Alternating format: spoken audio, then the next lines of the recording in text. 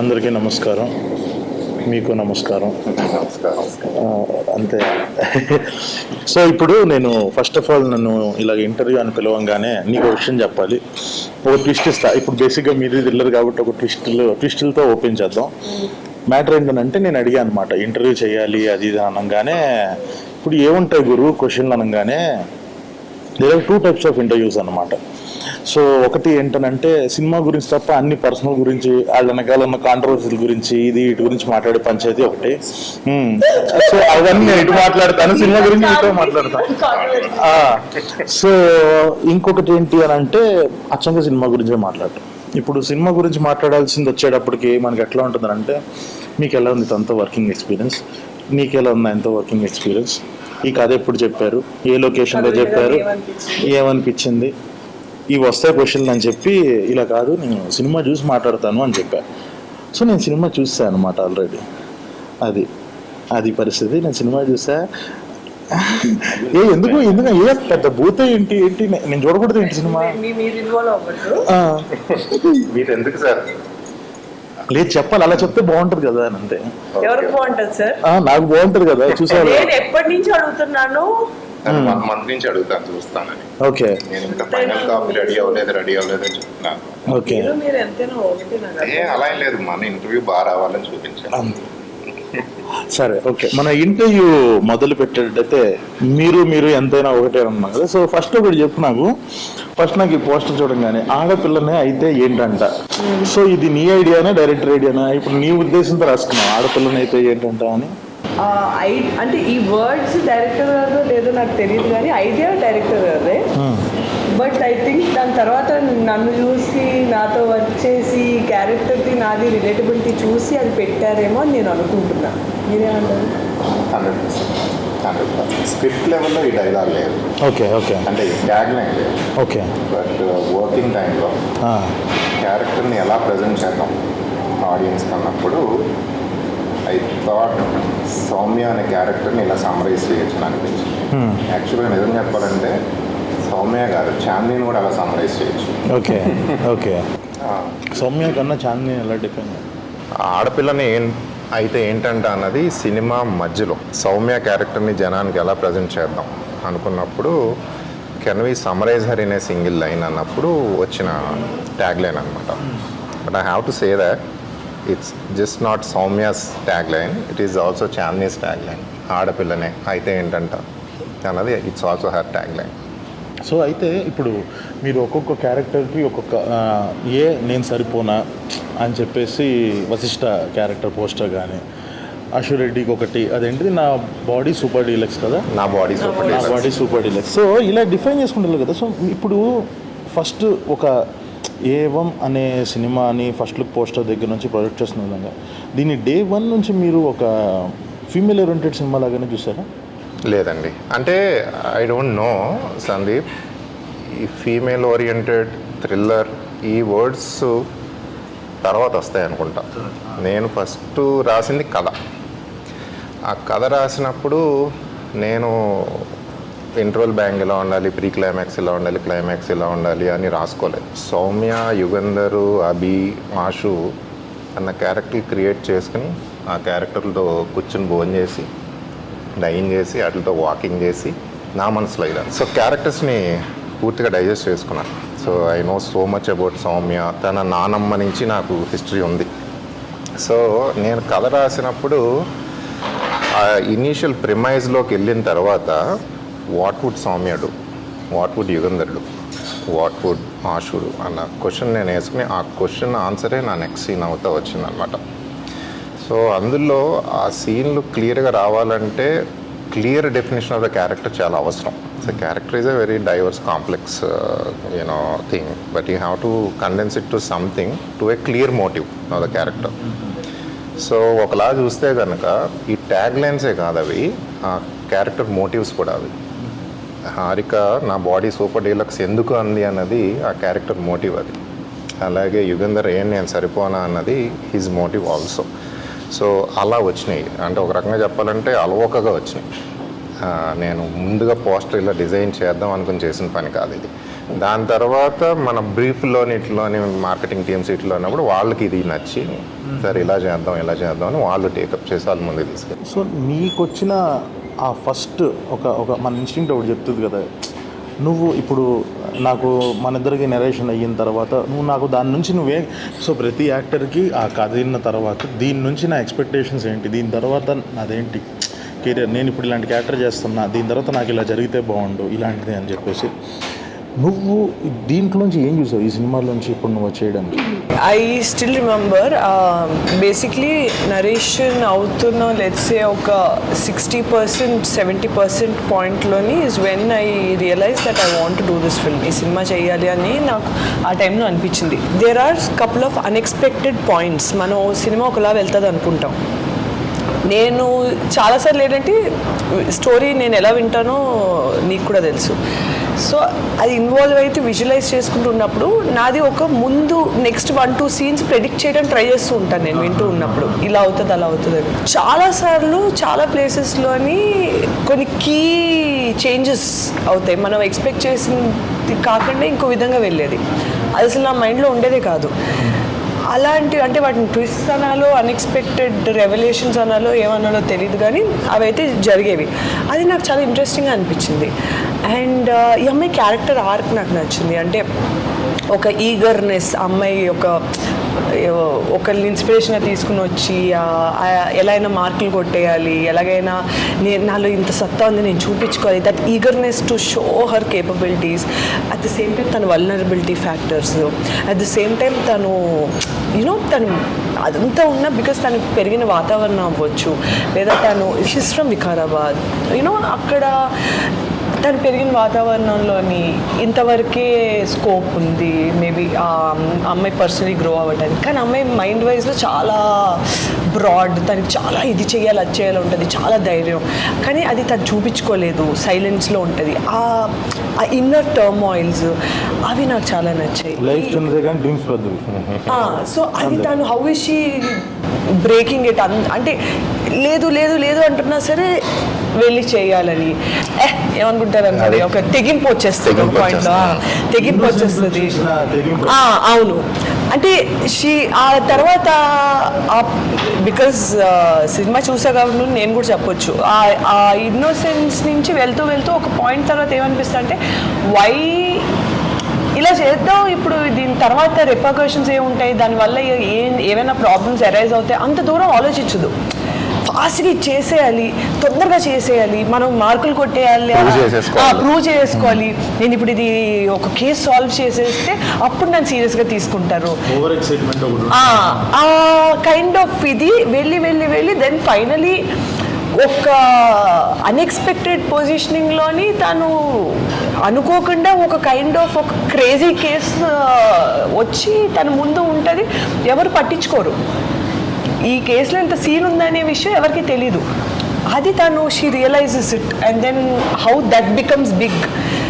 అంటే అది ఎక్స్పెక్ట్ చేసిన కన్నా కేసు చాలా పెద్దదవుద్ది ఇన్ టర్మ్స్ ఆఫ్ సివియారిటీ. ఇప్పుడు మనం కొత్తగా ఏ ప్రొఫెషన్లోకి వెళ్ళినా సరే, పోలీస్ అవ్వనివ్వండి లేదా మన ఫీల్డ్ ఏవైనా సరే, ఎలా నడుచుకోవాలి, ఎలా మాట్లాడాలి, ఎలా బిహేవ్ చేయాలి, ఎంత చెప్పాలి ఎంత చెప్పకూడదు, ఎలా చెప్పాలి, ఈ మ్యాజిక్లు గిమ్మిక్లు మనకు తెలియదు. మనం ఎందుకంటే మనకి అవన్నీ ట్రైనింగ్లు ఇవ్వరు కదా. మనకి ఎంతసేపు ఇప్పుడు యాక్టింగ్ ట్రైనింగ్ ఎవరైనా తీసుకుంటే యాక్టింగ్ నేర్పిస్తారు, ఇంటర్వ్యూల్లో ఎలా మాట్లాడాలో, బయట ఎలా నడుచుకోవాలో అవన్నీ గ్రూమింగ్ అదంతా ఉంటుంది, కానీ జనరల్లీ అదంతా ఉండదు. పోలీస్ ట్రైనింగ్లో కూడా ఐఎమ్ గెస్సింగ్, అంటే నాకు కంప్లీట్గా అవగాహన లేదు, బట్ ప్రెస్తో ఎలా మాట్లాడాలి యాజ్ అ పోలీస్, లేదా వీల్ ఎలా హ్యాండిల్ చేయాలి, మన సుపీరియర్స్ని ఎలా హ్యాండిల్ చేయాలి, అవన్నీ నేర్పించరు. ఉండి ఉండి ఆ రాటు తేలిపోవడం వల్ల మా స్లోగా నేర్చుకుంటారు. అదంతా కూడా చూపిస్తారు ఈ సినిమాలో. నాకు ఆ పాయింట్స్ చాలా నచ్చాయి. అంటే you can see an arc. ఇంటర్వ్యూల్లో ఎలా మాట్లాడాలన్నది కూడా మన ఇద్దరికి ఫస్ట్ నేర్పించాలి. అది కూడా ఇప్పుడు నువ్వు నేను ఇంట్లో కూర్చొని క్యాజువల్గా మాట్లాడి, మీ ఇద్దరు కంపేర్ టు మీ సీనియర్స్ ఇక్కడ ఇంటర్వ్యూస్లో, అందుకే కంఫర్టబుల్గా కూర్చోవడం వల్లే కదా మాకు ఈ ప్రాబ్లమ్స్. నేను కూడా అంతే, ఇలా కూర్చోకుండా మన ఇలా వెనకాల కూర్చొని మాట్లాడినందుకు నాకు చాలా యాటిట్యూడ్ అన్న పేరు వచ్చింది. సో అదే అంటుంది మాత్రం దానికి పిల్లలరా మీరు. సో నాకు ఈ క్యారెక్టర్, ఈ సౌమ్య క్యారెక్టర్ నేను ఎందుకు ఒక ఆ ఫీమేల్ క్యారెక్టర్కి అలా కనెక్ట్ అవ్వటము అది ఏంటి అని అంటే, సో నేను కూడా బయట స్వతహాగా చాలా ఓవర్ ఎక్సైటెడ్గా అయింది. సో ఇది బాగా సుహాస్ కానీ ఎస్కేఎన్ గారికి కానీ బాగా నాతో వర్క్ చేసేవాళ్ళకి వీళ్ళందరికీ తెలుసు. ఏంటి అని అంటే ఇలాంటి సిచ్యువేషన్లో ఎలా వస్తుంది అంటే, నేను బాగా ఒక క్యారెక్టర్కి ఎంపథైజ్ ఎందుకు చేసుకోగలిగాను అని అంటే, మనం ఒక కైండ్ ఆఫ్ రూల్ ఒకటి ఉంటుంది, నువ్వు ఇలా వెళ్ళాలి, ఈ టైంలో ఇది చేయాలి, ఈ టైంలో ఇది చేయాలి. నేను ఏదో ప్రూవ్ చేసుకోవాలన్న తపనలో నేను ముందే కొన్నిసార్లు చేసేసినప్పుడు కొన్నిసార్లు ఏమవుతుంది అని అంటే, సో ఒకవేళ అది ఫెయిల్ అయింది, మనం వేసిన స్టెప్ ఫెయిల్ అయింది అని అంటే ఆ ఫెయిల్యూర్ నువ్వు ఒక్కడివే అనుభవించాలి. సక్సెస్ అయిందని అనుకో, ఇప్పుడు ఈ అమ్మాయి వెళ్ళింది, సౌమ్య అనే అమ్మాయి వెళ్ళి తను ఒంటరిగా వెళ్ళి ఒకటి ఏదైనా సాధించింది అనుకో, yes we got a clue అని పోలీస్ డిపార్ట్మెంట్ మొత్తం అంటది, వాళ్ళదానికి అసలు నేను ఎవడమన్నాడు అంటారు. ప్లస్ ఇన్హరెంట్గా తనకున్న ఇంకొక ప్రాబ్లం ఏంటి, ఆడపిల్ల అనేసరికి సరే నువ్వు ఉండమ్మా నేను వెళ్తాను, లేదా నువ్వైతే ఎందుకమ్మా నీకు ఇదంతా? నువ్వు ఇన్ ఫైల్ సెక్షన్స్ చూసుకో, మర్డర్ కేసు నీకెందుకు, తనకి ఈ అడ్డంకులు ఉన్నాయి కాబట్టి she's more eager to prove herself. So ఆ చూపించుకోవడానికి ఏంటంటే ప్రోటోకాల్స్ వైలేట్ చేసేస్తుంది సౌమ్య. సో వైలేట్ చేసింది తప్ప ఒప్ప, సినిమా ట్యాగ్లైన్ అది కదా, ఏది తప్పు ఏది ఒప్పు. సో ఏవమ్మన్న టైటిల్ కూడా అందుకే అసలు వచ్చింది. ఏంటిది ఏవోమంటే ఏంటి నాకు ఇప్పటికీ అర్థం కాలేదు. ఫస్ట్ ఒకసారి అది చెప్పండి. ఎస్, ఎందుకంటే నేను నా ఆన్సర్ చేయలేకపోతున్నాను సార్. బయటకు వెళ్తే అవునా? What so see why is it called ఏవో? So it does happen. ఆయన ఇట్ డస్ హ్యాపెన్ క్యాప్ అయితే పెట్టుకున్నారు. ఓకే, ఇప్పుడు ఏవోమంటే ఏంటి అదే? సో ఎందుకు ఏవం పెట్టానో చెప్తాను. దాని తర్వాత మీకు ఒక చిన్న ఇంకొక హింట్ కూడా ఇస్తాను, అది ఇంటికి వెళ్ళి ఆలోచించండి.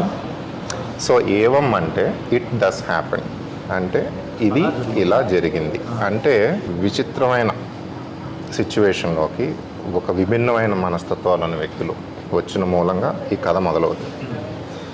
సో చాందిని సౌమ్యది ఒక పోరాటం, తను ప్రూవ్ చేసుకోవటం, యుగంధర్ది ఒక మోటివ్, అభికి ఒక పోరాటం, హారికది ఒక పోరాటం ఉంది. సో ఇందులో జరిగిన సంఘటనలన్నీ వీళ్ళ మూలంగా, వీళ్ళ మోటివ్స్ మూలంగా జరుగుతాయి. సో ఇందులో we touch toxic masculinity, we touch patriarchy, we slightly touch feminism, ఇవన్నీ ఉన్నా కూడా but film is not preachy. Film is a clean entertainer, it's a clean thriller. But as a storyteller నేను at the end of the film I did not take any side. I did not take your side, I did not take Yugandhar side, I did not take Abhi's side. So that is why I said I want the audience to take that side. సినిమా చూసిన తర్వాత this is gonna be an entertainer, it's going to entertain you. Your 2 hours are not gonna be wasted, you will be entertain. But once you are entertain there is something more to think about it. It is up to you to take that side. ఆ side మీరే తీసుకోండి. సౌమ్య హీరోనా, అభి హీరోనా, యుగంధర్ హీరోనా అన్న side మీరు తీసుకోండి. అందుకని ఇట్ డస్ హ్యాపెన్ అని చెప్పి ఏవం అని పెట్టాను. సో నాకు అర్థమైంది ఏంటంటే చూడంగానే ఇది డెఫినెట్గా వాళ్ళ యొక్క సెన్సిబిలిటీస్ ప్రకారం ఒక్కొక్కళ్ళు కనిపిస్తారు. ఎగ్జాక్ట్. ఆడవాళ్ళు చూసినప్పుడు సారీ అండి, we did some focus groups channel. So మీకన్నా కొంతమంది ఆల్రెడీ చూశారు. పార్ట్ కాదు నేను తప్ప ఆఫ్ మార్కెటింగ్ ఇది. సో ఎంత అన్యాయం ఇది ఎక్కడైనా చూసారు. ఉమెన్ చూసినప్పుడు ఈ సినిమా కంప్లీట్గా డిఫరెంట్ అవుట్కమ్తో బయటకు వస్తారు.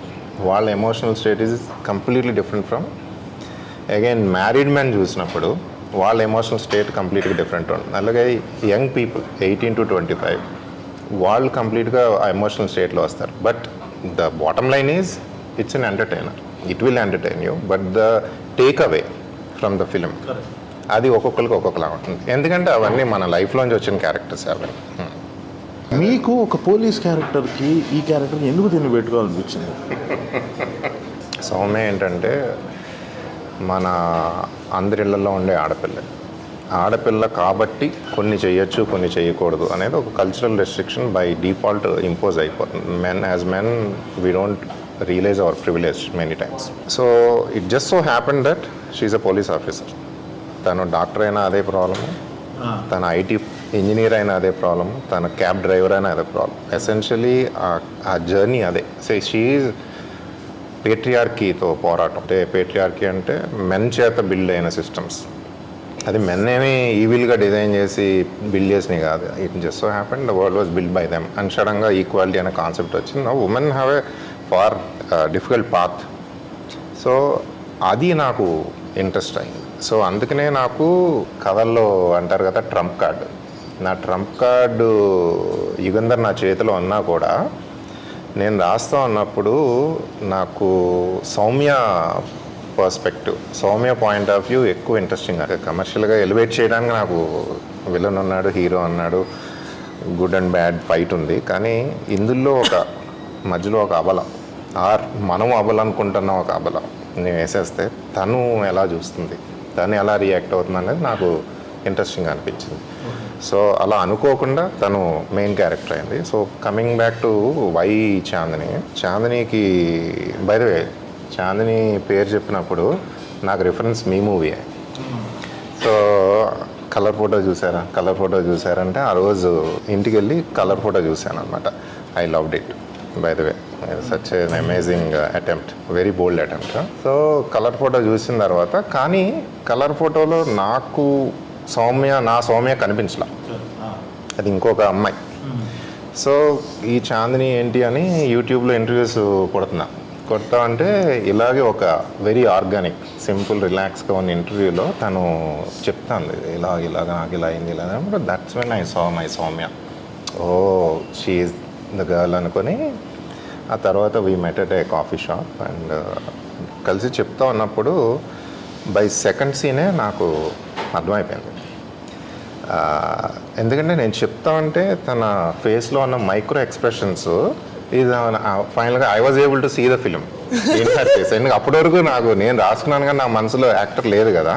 తను చూసినట్టు okay I was able to see the whole thing అన్నమాట. ఇక్కడ I have to tell you something, maybe క్రెడిటో డిస్క్రెడిటో నాకు తెలియదు. సో ఇంటర్వెల్ ముందు ఒక క్రిటికల్ సీన్ ఉంటుంది, ఆ క్యారెక్టర్ ఒక చిన్న ఒక జంప్ వేస్తుంది. నేను ఆ సీన్ లేదు దాని ముందుది. సో అది నేను ఒకలా రాసుకుని నెరేట్ చేస్తా. సడన్గా ఆగి చాందిని అడిగాను, చాందిని ఇప్పుడు సౌమ్య ఏం చేస్తుంది అని అడిగా. Chandini gave a different answer and the thing is I was so convinced with that answer. అప్పుడు నాకు అర్థమైంది ఏంటంటే okay, she understood the character probably better than me. ఇది నాకు తెలియదు, అది చెప్తా, సినిమా రిలీజ్ అయిందో చెప్తాను. రిలీజ్ అయినా చెప్పండి. So there is a critical scene, I took her perspective, then I went with that.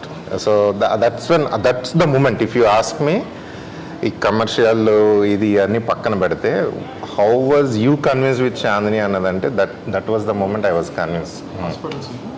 Yes exactly.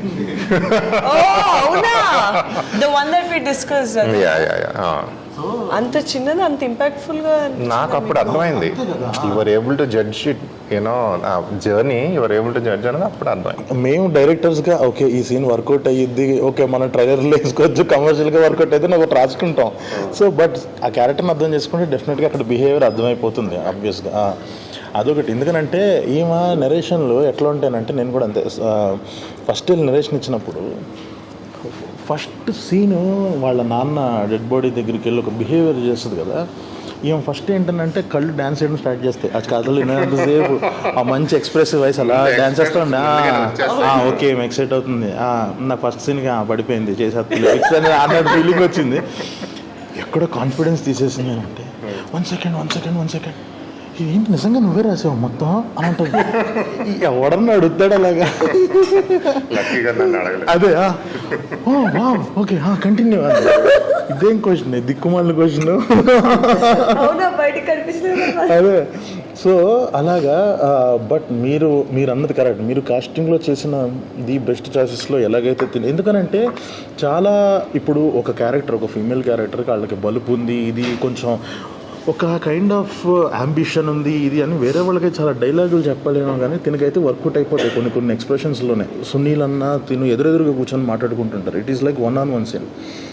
So నాకు తెలుసు ఇదేంటి చెయ్యి మడిస్తే కండపడాలి, నవ్వితే బుగ్గ మీద సొట్టపడాలి, గాలికి జుట్టు ఎగరాలి, ఇలాగా ఒక బ్యూటీని డిఫైన్ చేసే సీన్ ఒకటి ఉంటుంది. అది it was completely different thing అప్పుడు దానికన్నా ముందు. బట్ ఏంటంటే ఆయన కౌంటర్స్కి తినిస్తున్న రియాక్షన్స్కి అర్థమైపోయింది, ఓకే ఆల్రెడీ మండిపోయి ఉంది, క్లియర్గా అర్థమైపోతుంది, ఇంకెందుకు ఈ డైలాగులన్నీ రాయటం అని చెప్పి జస్ట్ ఒక డైలాగ్తో ఉంచా. సో ఇందులో కూడా సో అలాగా తనకి ఒక వర్కౌట్ అయ్యింది కాస్టింగ్ పరంగా. మీకు కూడా చాలా సీన్లలో ఎంత అంబిషియస్గా ఉంది, ఎంత ఓవర్ ఎక్సైటెడ్గా ఉంది, ఎంత ఇన్నోసెన్స్ని కూడా కొన్నిసార్లు ఒక మనిషిని ఎంత హెల్ప్ చేస్తుంది అయింది. బట్ మీరు చేసిన ఇంకో బెస్ట్ డెసిషన్ ఏంటి అని అంటే వశిష్ఠ క్యారెక్టర్, యుగంధర్ అనే క్యారెక్టర్ ఫెంటాస్టిక్ జాబ్. అసలు అది తినేస్తున్నాడు, అసలు కనిపించినప్పుడల్లా అలా స్క్రీన్ మొత్తాన్ని తినేస్తున్నాడు తను అసలు. అంటే తన వాయిస్ కానీ, అంటే తను Kannada actor but still Telugu అంత బాగా డబ్బింగ్. ఎందుకంటే యాక్చువల్ డైలాగులు తెలుగులో రాసిమ్మనేవాడు, తెలుగులోనే చదివి తెలుగులోనే చెప్పేవాడు. సూపర్ అసలు. అంటే ఆ పవర్ కనిపించింది లాస్ట్లో 1-on-1 పడినప్పుడు, ఒక ప్రొటాగనిస్ట్కి ఒక యాంటాగనిస్ట్కి ఇలా పడినప్పుడు ఇద్దరు పోటీ పడుతున్నారు. 1-on-1 కాన్వర్జేషన్లు ఉంటాయి కదా మీ ఇద్దరికి. సో అది ఉన్నప్పుడు మాత్రం చాలా బాగా ఓకే, ఏదో చిన్న వీళ్ళిద్దరు ఏదో యాక్టింగ్ కాంపిటీషన్ పెట్టుకున్నారు, వీళ్ళిద్దరు ఏదో ఒకళ్ళనొకళ్ళు డామినేట్ చేసుకోవడానికి ట్రై చేస్తున్నారు అన్నది చాలా బాగా కరెక్ట్ చాలా బాగా చేశారు ఇద్దరు. ఇంకొకటి నా పర్స్పెక్టివ్లో ఈ సినిమా గురించి వస్తే, ఫస్ట్ నుంచి చూస్తున్నంతసేపు okay okay good good good okay వెళ్తుంది మంచిగానే అవుతుంది, కానీ నాకు ఇంటర్వెల్ చాలా మంచి హై ఇచ్చింది, ఫెంటాస్టిక్ హై అసలు. అంటే నాకు ఓకే నేను దీనికి ప్రిపేర్ అవ్వలే ఓహో అన్న ఫీలింగ్ వచ్చింది. సో నాకు ఇంటర్వెల్ దగ్గర నుంచి నేను చాలా చాలా అంటే ఒక గ్లూ అదంటే అతుక్కుపోయి కూర్చుంటాము సీట్లు కానీ అంటారు కదా, అలాగా కూర్చొని ఇంక అప్పటి నుంచి నాకు సినిమా మీద ఒక పర్స్పెక్టివ్ వచ్చింది. ఓకే మనం ఇక్కడ నుంచి దీనికి ప్రిపేర్ అవ్వాలి సెకండ్ హాఫ్లో అన్న ఫీలింగ్ అయితే వచ్చింది. ఫెంటాస్టిక్ జాబ్ అండి, చాలా బాగా చేశారు. సో ఇప్పుడు మీరు చెప్పండి, ఇప్పుడు ఎలాగో ఇంకా రిలీజ్కి రెడీ అవుతుంది కాబట్టి ఇది చిన్న సినిమా అనుకుంటున్నారా పెద్ద సినిమా? మీ కైండ్ ఆఫ్ డెఫినేషన్లో ఒక చిన్న సినిమా అంటే ఏంటి? ఆ జానర్ ఒక రంగా డిఫైన్ చేసి పైకి తీసుకొచ్చిన వన్ ఆఫ్ ద యాక్టర్స్లో చాలానే కాదు. He's talking about small film ఏంటి ఇప్పుడు దీని పరిస్థితి. సో నిన్ను చాలామంది క్వశ్చన్లు అడుగుతారు కదా, ఏంటి మీరు అన్ని చిన్న సినిమాలు చేస్తున్నారు, మీకు ఎందుకు పెద్ద సినిమా పడట్లేదు, కమర్షియల్ సినిమాస్ ఎందుకు రావట్లేదు? సో ప్రతి ఒక్కళ్ళకి ఇప్పుడు ఒక్కొక్కళ్ళకి ఒక పర్స్పెక్టివ్ ఉంటుంది, చిన్న సినిమా అంటే ఇది, పెద్ద సినిమా అంటే ఇది. అంటే పచ్చిగా చెప్పాలి అని అంటే జనాలందరి దృష్టిలో చిన్న సినిమా అయినా మనకి at that point of time మన అందరికీ కలర్ఫుల్ ఉన్న చాలా పెద్ద సినిమా, కెరీర్లో డిఫైన్ చేసే సినిమా అది. సో నాకు ఒకటి ఉంటుంది, ఒక స్టేట్మెంట్స్ ఇచ్చినా సరే మనకి తెలుసు మనం ఎంత బిలీవ్ చేసాం ఫ్రమ్ డే వన్ అప్పుడు. Correct, exactly. అంటే మనకు వచ్చిన బడ్జెట్స్ కానీ మనకు వచ్చిన కష్టాలు కానీ అసలు అలాంటి వాటితో మనకు అవుట్పుట్ లిటరలీ మా రిజల్ట్స్ అన్నీ చూసి ఇంకా నేషనల్ అవార్డ్ తర్వాత వచ్చిన తర్వాత అట్లీస్ట్ నాకేమనిపించింది అంటే పడ్డ కష్టం అన్నిటికీ దేవుడు చూసి ఇచ్చినట్టు అనిపించింది నాకైతే. ఎందుకనంటే బేసిక్గా ఆ సినిమా వేరే వాళ్ళు చేస్తే ఇంకొంచెం బడ్జెట్లు అలా పెట్టి చేసేవాళ్ళు. ఎందుకనంటే మనందరం ఒక చిన్న షార్ట్ ఫిల్మ్ యూట్యూబ్లో అందరినీ ఫ్రీగా చూస్తారు, బట్ మేము ఏ రోజు అది ఓటీటీకి అన్నట్టు చేయలే, పెద్ద స్క్రీన్ అన్న ఎక్స్పీరియన్స్ అన్నట్టు అది. కానీ so Chandini I'm jumping the gun here to answer your question Sandeep. చిన్న సినిమానా పెద్ద సినిమానా ఇదంతా రిలీజ్కు ముందు ఉన్న న్యూస్ అండ్ పర్సెప్షన్. ఒక్కసారి థియేటర్లోకి వెళ్ళి కూర్చున్న తర్వాత, ఒక్కసారి క్యారెక్టర్స్కి మనం హుక్ అయిన తర్వాత ఇట్ డజంట్ మ్యాటర్. ఎస్ టెక్నికాలిటీస్లో డిఫరెన్సెస్ ఉంటాయి, కెమెరా కానీ టెక్నిక్ కానీ ఉంటుంది కానీ, but the most important thing is the story and the characters that you can relate to. అంటే చిన్న సినిమా అంటే ఎసెన్షియలీ ఒక passionate people coming together trying to do it against all the odds. So ఆ passion మీకు కనిపిస్తుంది ఫిలింలో and audience తెలియకుండానే కనెక్ట్ అవుతారు. ఇదంతా మన ముందున్న ఇది బడ్జెట్ ఎంత, ఇది ఎంత అయింది, ఎన్ని గంటలు, ఇవన్నీ అయిపోయిన తర్వాత ఒక్కసారి థియేటర్లోకి వెళ్ళి కూర్చున్న తర్వాత ఒక్కసారి క్యారెక్టర్స్ మనకు కనెక్ట్ అయిన తర్వాత none of these matters. Run time ఎంత, ఏ కెమెరాతో తీశారు, ఏ లొకేషన్లో తీశారు, అది నా ఒపీనియన్ అది. But of course there are commercial realities. Budget ఎంత అని ఓటీటీ వాడు అడుగుతాడు, డిస్ట్రిబ్యూటర్ అడుగుతారు, యాక్టర్స్ ఎవరైనా అడుగుతాడు, ఇవన్నీ ఉంటాయి. కానీ all of this goes away once the audience connects to the characters. So I hope, sincerely hope, you guys are the champions of this segment కదా, మీరు డిఫైన్ చేశారు లిటరల్లీ. ఇది చిన్న సినిమానా పెద్ద సినిమానా అన్నది పక్కన పెట్టేసి మైండ్లోనే, is this an entertainer, is this an interesting film? డెఫినెట్గా. అంటే నేను కూడా బలంగా నమ్మేది ఏంటి అని అంటే, ఇప్పుడు నేను చేసిన అంటే అందరి దృష్టిలో నేను ఒక్క సినిమానే చేసినవాడిని, కానీ నేను ఎన్ని స్క్రిప్ట్ల మీద వర్క్ చేశాను along with too many directors, వీళ్ళందరి దాంట్లో నాకు ఈ సినిమా కొట్టిన సిక్సర్ ఏంటంటే చూస్తున్నంతసేపు మనం స్టార్ హీరోస్తో చేసినప్పుడు ఇప్పుడు జనాలు థియేటర్కి ఎందుకు వస్తారు అంటే యాక్టర్స్ని చూడడానికి రారు, వాళ్ళని వాళ్ళు చూసుకోవడానికి వస్తారు. ఓకే, అందరు సినిమాలకు వచ్చేది ఎందుకు, వాళ్ళని వాళ్ళు చూసుకోవడానికి వస్తారు. మనం స్టార్ హీరోస్తో సినిమా చేసాం. నేను రాసుకున్న ఒక గోల్డెన్ రూల్ ఏంటి అని అంటే, స్టార్ హీరోస్తో సినిమా చేసినప్పుడు స్ట్రెంగ్త్స్ని హైలైట్ చేయాలి, కొత్త వాళ్ళతో చేసినప్పుడు ఇన్సెక్యూరిటీస్ని హైలైట్ చేయాలి. ఓకే, నేను నమ్మే సిద్ధాంతం ఇది. పోర్టబుల్ కోట్ బాగుంది. సో కొత్త వాళ్ళతో can you elaborate on that? చెప్తా.